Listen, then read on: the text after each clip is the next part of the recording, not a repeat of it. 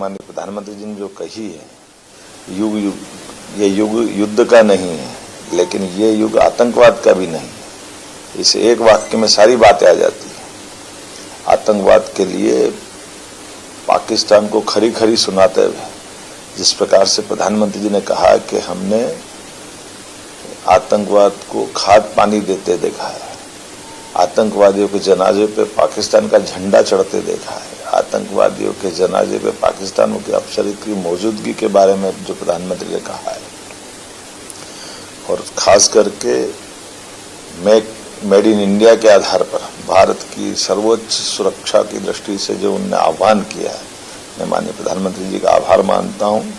इसी के लिए हम सब इंतजार कर रहे थे और यशस्वी प्रधानमंत्री का नेतृत्व का मतलब ही ये है। जब माननीय प्रधानमंत्री ने कहा कि बात होगी तो पीओके पे होगी, ये पीओके पे इस तरह से स्पष्ट बोलते हुए अपनी नीति को सामने लाना और न्यूक्लियर के आधार पर ब्लैकमेल वाले जो शब्द माननीय प्रधानमंत्री जी बोले हैं, होगा न्यूक्लियर जिसके पास होगा, लेकिन न्यूक्लियर नीति पर कोई ब्लैकमेल कर ले, ये यशस्वी प्रधानमंत्री के लिए और हम सबके लिए उनके नेतृत्व में भारत के लिए वर्तमान में प्रधानमंत्री की सरकार इतने असंभव है।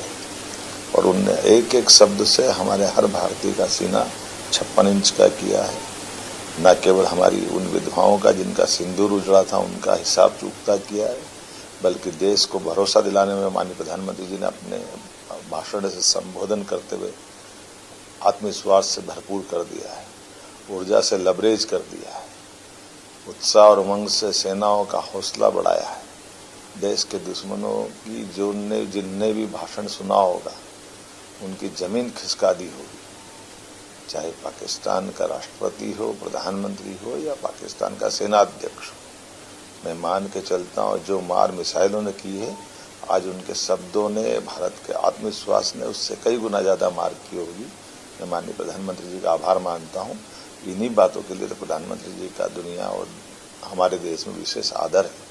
आइए हम सब प्रधानमंत्री के नेतृत्व में भारत को आगे बढ़ते देखें। मध्य प्रदेश उनके साथ कदम से कदम मिला के चलता रहेगा। धन्यवाद।